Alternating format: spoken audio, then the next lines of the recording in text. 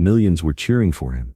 But nobody could see the pain that 19-year-old girl was carrying. That Las Vegas night when 15,000 people were screaming. Jenny Martinez was brought on stage, and the 3 words she whispered to Freddie Mercury made rock history's most powerful voice cry. But there's something you don't know yet. This story isn't just about that night. This is the moment when you meet the real face behind the legend. Because the secret hidden in the photo Jenny brought would change Freddie's entire perspective on life. Wait a minute, there was the Queen. Everyone knew. And there was the Freddie nobody knew. Behind those magnificent stage performances, the silent screen he lived with every night. But the most shocking thing was how Jenny Martinez's story intersected with Freddie's own hidden pain. 2 different losses, 2 different griefs. But the same search for hope. And there was a truth nobody knew yet.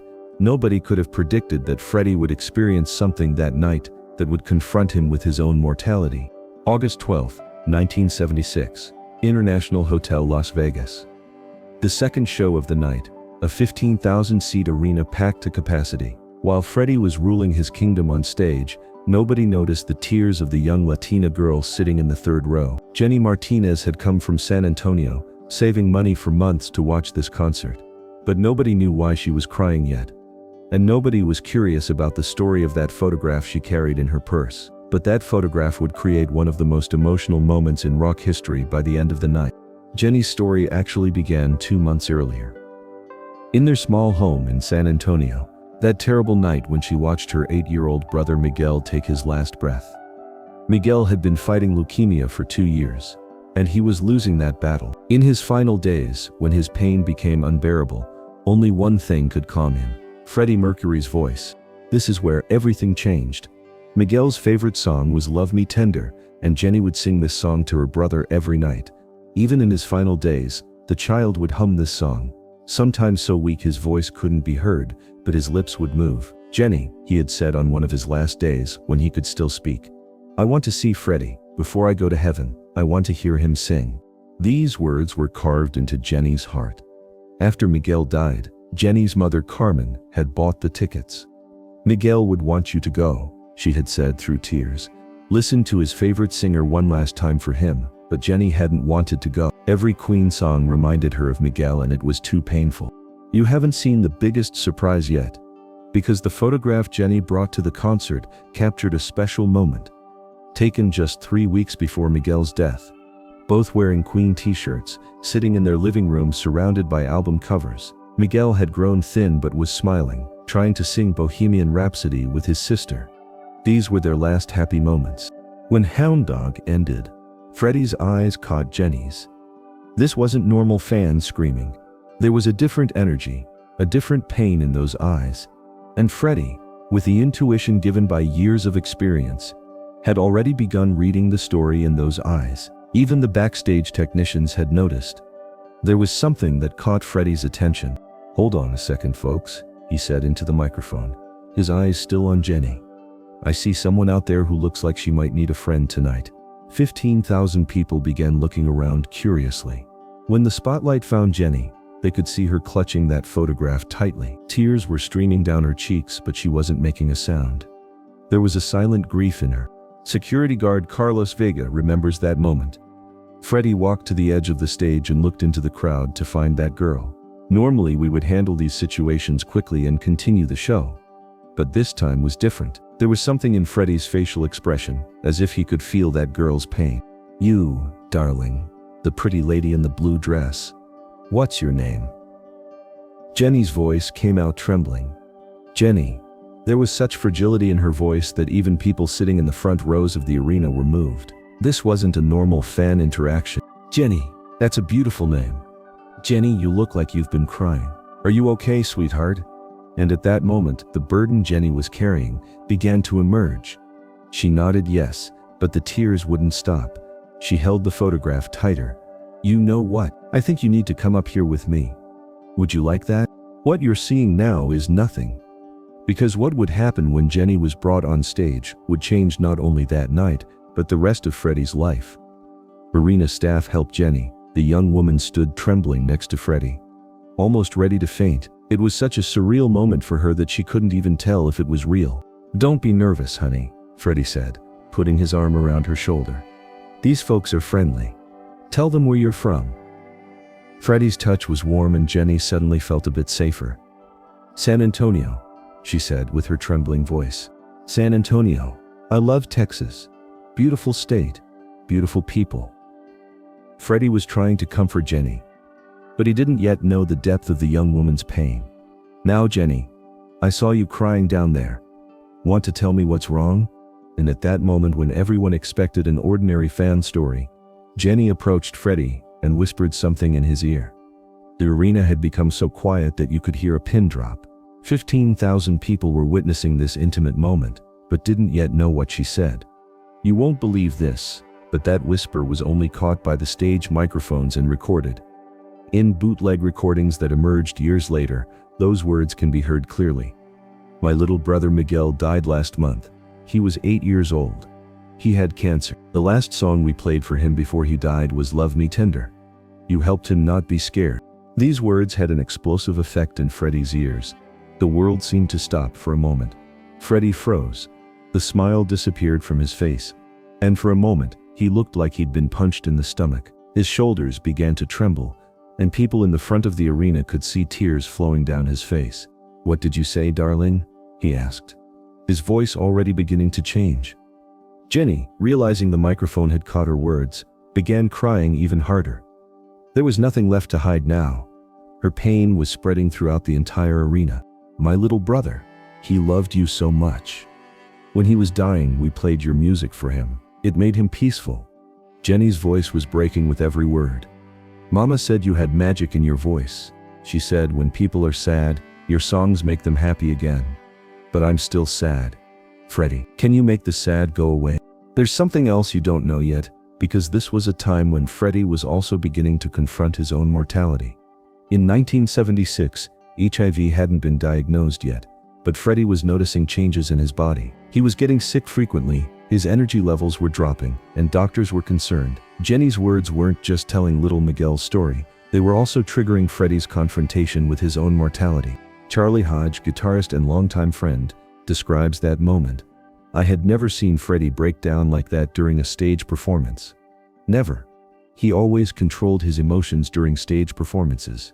But that girl's story completely destroyed him. He didn't just start crying, it was as if there was pain coming from the depths of his soul." Freddie tried to speak several times, but words wouldn't come out. He had to lean on the microphone stand to stay upright. Finally, he managed to say, "Miguel. That's a beautiful name. I bet he was a beautiful little boy." Jenny whispered. "He was. He used to sing Love Me Tender to our baby sister when she couldn't sleep. Even when he was so sick he could barely talk, he would still sing that song." This detail affected Freddie even more. A small child giving comfort to others even while dying, this image was etched in his mind. The arena's silence deepened. People didn't fully understand what was happening, but they could feel that something very special was taking place. Brian May stood quietly holding his guitar on stage. Roger Taylor waited frozen behind his drums, and John Deacon set aside his bass to watch this emotional moment. And at that moment, the door knocked. No, really. But this was a metaphorical door. The door to Freddie's heart. Until that moment, there was a barrier between performer and audience. But Jenny's story had completely torn down this barrier. Freddie wiped his eyes and looked at the silent crowd. 15,000 people were witnessing the most vulnerable moment in rock history. This wasn't just a concert anymore, it had become a healing ceremony. "Ladies and gentlemen," Freddie said, his voice still trembling, "I want you to meet Jenny Martinez from San Antonio. She just told me about her little brother, Miguel, who passed away last month. He was 8 years old and he loved music." The arena was so quiet you could hear people breathing. Tough guys had come to the concert for rock and roll, now they were crying. Teenagers were sobbing. Parents began holding their own children tighter.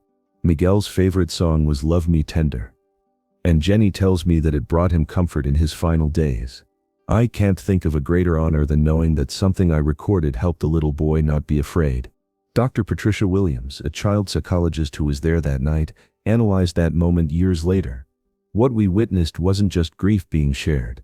It was the transformation of grief into something healing, something beautiful. Freddie became a vessel for that transformation. But the most shocking thing hadn't come yet. Freddie turned to Jenny. "Honey, I want to sing that song right now, and I want you to stay up here with me. Can you do that?" Jenny, too emotional to speak, nodded her head. This song is for Miguel Martinez, and for every child who's ever found comfort in music when they needed it most. Freddie walked to the piano, Jenny standing beside him, and then that magic moment came. What happened next was the most emotional performance Freddie ever gave of Love Me Tender. He sat at the piano, with Jenny standing beside him, and sang the song with such tenderness and vulnerability that the entire arena was moved to tears. But the most incredible thing was that Jenny also began quietly joining the song. At first, quietly, then with more confidence. Her voice was sweet and pure, blending beautifully with Freddie's powerful vocals. "Love me tender, love me sweet, never let me go." As they sang together, Freddie looked at Jenny and saw something he would remember forever. For that moment, she wasn't crying anymore. She was smiling, and Freddie knew that at that moment she was singing not just with him, but with the memory of her little brother. It's not over yet. At this point, the arena's energy completely transformed. 15,000 people quietly, respectfully joined the song, turning it into a gentle lullaby for a dead little boy. Nobody was screaming, nobody was cheering. Everyone understood they were part of something sacred. Sound engineer Mike Stone describes that night. "In my 40-year career, I had never seen anything like this. The entire arena had turned into a church. People were crying, but these weren't tears of sadness. They were healing tears." When the song ended, the arena erupted in the longest standing ovation Freddie had ever received. But this wasn't just for him. It was applause given for Jenny, for Miguel, and for the pure human connection they experienced at that moment. This applause lasted 11 minutes. Longer than the song itself. Freddie hugged Jenny tightly before she left the stage. "Thank you," he whispered in her ear. "Thank you for sharing Miguel with me. I'll never forget him." As Jenny returned to her seat, Freddie stood alone on stage for a moment, trying to collect himself. This moment was transformative for him. Suddenly, all the lights, all the glamour, all the fame seemed secondary. What mattered was the connection, the healing, the power of music to touch broken hearts. When he finally spoke, his voice was different, softer, more thoughtful, more human. "You know, folks, we all get caught up in the lights and the glamour and the excitement of a show like this, but sometimes something happens that reminds you what music is really about. You won't believe this, but the most incredible part of this story still hadn't come." Freddie paused, looking at the crowd, and continued. "It's about connecting with people. It's about being there when someone needs comfort or hope or just a reason to smile. It's about remembering that behind every face in this audience is a story, a struggle, a heart that's either healing or broken." He paused again, his voice growing stronger. "I've been performing for over 20 years, and I've been blessed beyond belief. But I want you to know that nothing, and I mean nothing, means more to me than knowing that something I've done has helped someone in their darkest moment." The rest of the concert had completely different energy. Every song Freddie sang was more emotional, more intimate. It was as if meeting Jenny had changed his entire perspective. He wasn't performing anymore. He was sharing, healing, connecting. The story of Jenny Martinez and her brother Miguel spread quickly through the Queen fan community.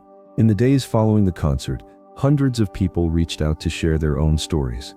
Stories of how Freddie's music had supported them during difficult times. But the details of the story only slowly emerged. More information was learned about the photograph Jenny had brought to the concert. This photograph, taken in Miguel's final days, told a special story. Carmen Martinez, Jenny's mother, revealed years later, Miguel loved that photograph very much. "This is my and Jenny's last photo with Queen," he would say. Even the day before he died, he was looking at it. Freddie was deeply affected by these stories. Joe Esposito, the road manager, later revealed that Freddie began adding a moment of silence for all the children who were no longer with us to every concert. This wasn't just a gesture, it was a commitment. There's another detail you haven't learned yet. After that night, Freddie was never the same again. After meeting Jenny, he began to think more deeply about the responsibility that came with his talent. He realized that for many people, his music wasn't just entertainment, it was a lifeline. Jim Beach, Queen's manager, describes that transformation this way. After meeting Jenny, Freddie began to see audiences differently. At every concert he was looking for individuals, looking for stories. He understood that music wasn't just entertainment, but a healing tool. After the concert, Jenny was interviewed by several reporters who had heard what happened. She revealed that she almost didn't come. "I had bought this ticket months before Miguel got sick," she explained. "After he died, I didn't want to go. Music reminded me too much of him, but my mother said Miguel would want me to go, would want me to hear his favorite songs one more time. When Freddie called me on stage, I was terrified. But then I realized this was Miguel's gift to me. He was giving me a chance to share his story with someone who would understand." Jenny's eyes filled with tears as she said these words. Jenny also revealed that she had brought something else to the concert. A small toy car that belonged to Miguel. "He took it everywhere," she said. "Even to the hospital. Even during chemotherapy. I had it in my purse that night, and when Freddie hugged me, I felt like Miguel was there too. I was holding that little car in my hand." When this detail was revealed, it added another layer of emotion to the story. Miguel's presence wasn't just felt through memory, it was physically there through that little toy car. What you're seeing now is nothing, because what most people didn't know was that all this interaction between Jenny and Freddie was recorded by the venue's sound system. It remained in the archives for years until a sound engineer discovered it. Roberto Silva, the sound engineer that night, "We caught everything, Jenny's whispers, Freddie's sobs, the audience's reactions, but for years, nobody wanted to listen to this recording. It was too emotional, too personal." When the recording was finally released, it became one of the most requested Queen materials ever. People weren't just interested in the music, they wanted to hear that moment of pure human connection. Music critics called it Freddie's most authentic state and a reminder of the man behind the legend. David Bowie, after listening to the recording, said, "This isn't just a concert recording, it's a document of human compassion at its purest form. Freddie showed us what it really means to be a performer. Not just to entertain, but to heal." In 1999, Jenny Martinez established the Miguel Martinez Foundation, an organization that provides music therapy to children in hospitals. "Miguel taught me that music has healing power," she said at the foundation's launch. "Freddie showed me how to use that power to help others." The foundation helped 50 children in its first year. Today, 25 years later, it has given hope to thousands of children. Every child Jenny helps lives the spirit of that Las Vegas night. Dr. Elena Rodriguez, a child psychologist working at the foundation. Jenny's approach is unique. She doesn't just provide music therapy, she shares the story. She tells Miguel's story, shows Freddie's compassion. Children realize they're not alone in their pain. Freddie died less than a year after meeting Jenny. Never seeing the foundation, but friends say he would have been proud. "Freddie always believed his talents were given to him for a reason," said Priscilla Presley. Meeting Jenny and Miguel reminded him what that reason was. Mary Austin, Freddie's lifelong companion, witnessed this transformation. After that night, Freddie was different, more vulnerable, more human. He started talking about his own mortality, his own fears. Jenny's story opened something in him that had been locked away. You won't believe this, but the incredible impact of the story still isn't over. 40 years after that Las Vegas night, Jenny's story continues to inspire new generations. Thomas Harrison, now 45, a music therapist who also experienced disability in childhood, was influenced by Jenny's story. "Miguel's story showed me that when pain is shared, it transforms. Now I work with terminally ill children, and each of their stories is meaningful." In 2019, Jenny, now 62, gave a TED Talk. "Music doesn't just heal, it connects us to something greater than ourselves. Freddie taught me that that night, Miguel's love didn't die with him, it multiplied, it spread, it became bigger than both of us." That speech went viral, watched by millions. The comment sections filled with thousands of people sharing their own stories. Lost siblings, how Freddie's music helped, music therapy experiences. The last detail you don't know yet, during the COVID pandemic in 2020, Jenny began organizing virtual concerts. For isolated children, for terminally ill patients. Every concert ends with "Love Me Tender," and Jenny tells Miguel's story. During the pandemic, people were stuck at home. Children were isolated in hospitals, but music crosses boundaries, crosses walls. Miguel's spirit lives through these virtual concerts, says Jenny. The story of Freddie Mercury and Jenny, Miguel reminds us that sometimes the most powerful moments happen at the most unexpected times. Freddie had come on stage that night to entertain his audience. Instead, he was changed by them. It also shows the incredible power of vulnerability. When Freddie allowed himself to break down on stage, when he showed his audience that he was human, that he hurt, that he cared, he became much more than just a singer. At that moment, he became a healer, a connector, a medicine man. Jenny Martinez later said, "People always talk about what Freddie gave to his fans, but that night, I saw what his fans gave to him. We gave him purpose. We gave him a reason to keep going. And he gave us purpose to keep Miguel's love alive." Today, 47 years later, the story of that Las Vegas night is still told in music therapy programs around the world. It's used as an example of how music can bridge any gap between performer and audience, between grief and hope, between despair and healing. The International Hotel, now the West Gate, has a small plaque backstage, in memory of Miguel Martinez and all the children whose lives have been touched by the healing power of music. August 12, 1976, a night when music transcended entertainment and became medicine. Every August 12th, fans gather at that venue. Not just Queen fans, families touched by childhood cancer, music therapists, people who've lost siblings. They gather to remember not just the king of rock, but a little boy named Miguel, who loved to sing. Jenny still attends every year. Now a grandmother, she brings Miguel's photo, the same one she carried that night. "He'd be 55 now," she says with tears. "But in my heart he's still that 8-year-old singing 'Love Me Tender' to his baby sister." The annual gathering has evolved into a mini concert. Local musicians perform, children with illnesses are invited, families share stories.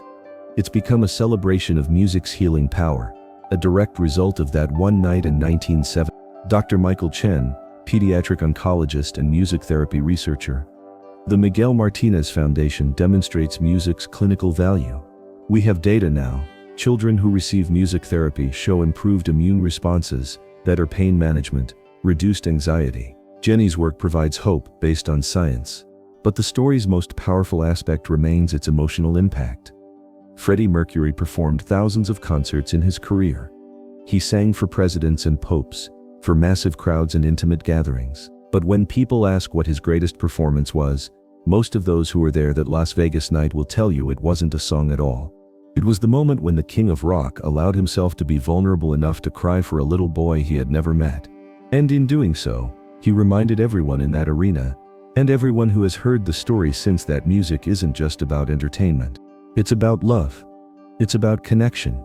It's about being there for each other when we need it most. And sometimes it's about an 8-year-old boy named Miguel, who found peace in a song, and a 19-year-old girl named Jenny, who made sure the world knew about it. There's one last thing you don't know. Jenny is now a grandmother, a woman with children of her own, and she has never forgotten that night. She still keeps Miguel's photo, the same one from that night. Working as a music therapist, she remembers that Las Vegas night every time she helps a child. "That night taught me that music isn't just sound waves," says Jenny. "They're waves that carry love. And sometimes that love reaches you through a complete stranger, at the most unexpected moment. Freddie taught me that. And now I teach it to other children." Miguel's memory continues living this way, not just in Jenny's heart, but in Freddie's music, and in the lives of everyone who hears this story, because real music never dies. It just finds new voices to carry it forward, new hearts to heal. And that's how it ends. But actually, it's a story that never really ends. Because for every Miguel there's a Jenny. For every Jenny there's a Freddie. That's how the chain of love forms, and music is one of the strongest links in that chain. When you listen to recordings from that night, you don't just hear a beautiful song, you hear the moment when two souls touched each other. And maybe, just maybe, you remember that you too could be someone's Miguel, someone's Jenny, or someone's Freddie. Because in the end, we're all looking for the same thing: to be understood, to be loved, and to be reminded through music's magical power that none of us are alone on this journey. That's the true legacy of that August night in Las Vegas. Not just a concert, but a reminder that sometimes the most important moments happen when the show stops and humanity takes center stage. Miguel Martinez would have been 55 today, but his 8-year-old voice still echoes in that Las Vegas arena, In every note Jenny sings to sick children, in every tear shed by parents who've lost a child, and in every moment when music transforms pain into hope. That little boy's love didn't end with his last breath. It multiplied, it spread, it became eternal. And Freddie Mercury? He kept that night in his heart until his own final performance. Because Jenny Martinez didn't just share her brother's story that night, she reminded the king of rock and roll what it truly means to be human. In a world of spotlights and stages, she showed him that the greatest performance is always the one that heals a broken heart.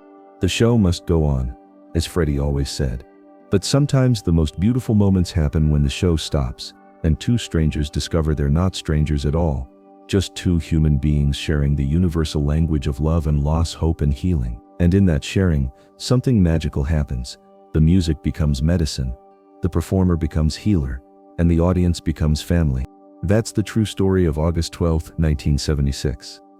Not just the night Jenny Martinez met Freddie Mercury, but the night humanity won over celebrity, love conquered fame, and a little boy named Miguel taught us all what really matters. His song continues. In every note of compassion, every act of kindness, every moment when someone chooses to see the person behind the pain, the music plays on. The love lives on. And somewhere, somehow, Miguel is still singing.